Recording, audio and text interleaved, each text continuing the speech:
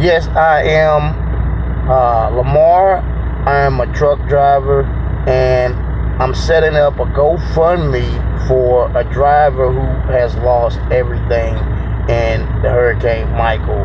He lived in Panama City, and he lost his home, and I am setting up a fundraiser to help him out. So for anyone that wants to donate, feel free to donate to the cause, and he would greatly appreciate it. He is a driver, and he doesn't have anything right now, so all the help would be greatly appreciated, and let's see if we can help him out.